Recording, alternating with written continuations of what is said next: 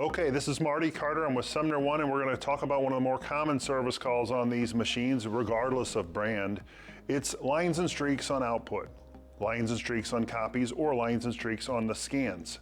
So typically what that is, there's something on the slick glass scanner.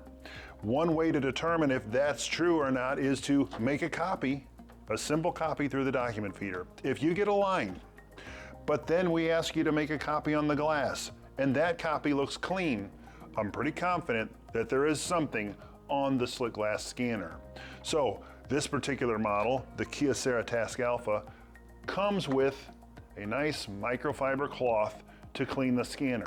If you don't have this cloth, a nice soft cloth will do. You can use an alcohol or a Glass Plus. Just make sure you apply it to the cloth, not directly to the glass. And you want to wipe down this scanner. Sometimes it takes a little bit more elbow grease because something is stubborn. Sometimes a fingernail will help because it may be something like whiteout.